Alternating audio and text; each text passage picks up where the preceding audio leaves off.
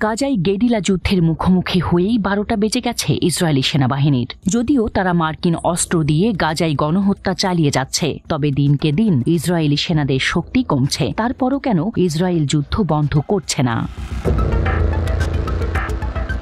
ইসরায়েলের বিরোধী দলের প্রধান ইয়ার লাপিদ গাজার যুদ্ধের কথা উল্লেখ করে নিশ্চিত করেছেন ইসরায়েলি সেনাবাহিনীর দীর্ঘমেয়াদে যুদ্ধ করার যোগ্যতা নেই। ইয়ার লাপিদ ইসরায়েলি আর্মি রেডিওকে জানিয়েছেন, ইসরায়েলকে যুদ্ধ শেষ করতে হবে, একটি যুদ্ধবিরতি চুক্তি করতে হবে, জিম্মিদের ফিরিয়ে আনতে হবে।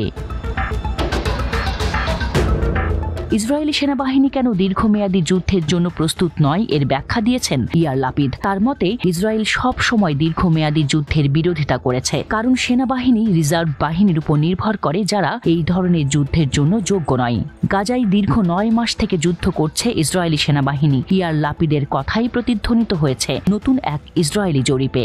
2/3 বেশি ইসরায়েলি গাজায় দখলদার শাসক গোষ্ঠীর গণহত্যামূলক যুদ্ধে জয়ী হওয়ার কোনো আশা করছেন না।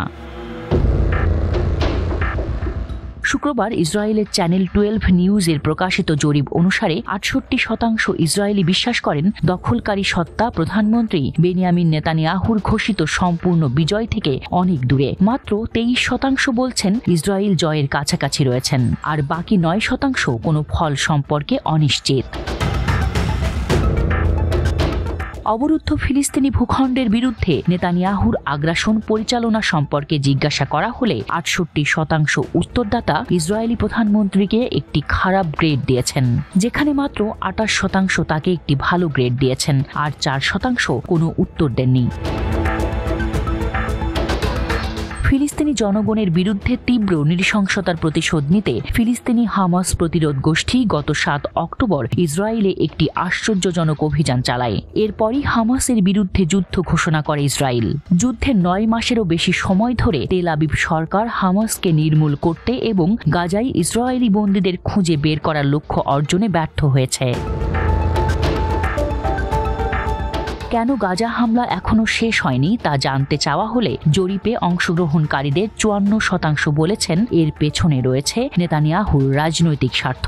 অধিকৃত অঞ্চলে নির্বাচনের বিষয়ে 43% বলেছেন যত তাড়াতাড়ি সম্ভব নির্বাচন আয়োজন করা উচিত। 29% বলেছেন গাজায় যুদ্ধের পর নির্বাচন হলেই ভালো, 2026 সালের অক্টোবরে বর্তমান জোটের মেয়াদ শেষ হবে।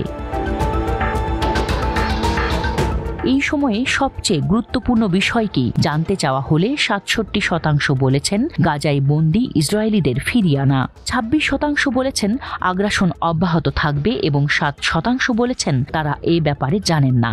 গত মাসে ইসরায়েল সামরিক মুখপাত্র রিয়ার অ্যাডমিরাল ড্যানিয়েল হ্যাগারি স্বীকার করেছেন যে হামাসকে ধ্বংস করা অসম্ভব।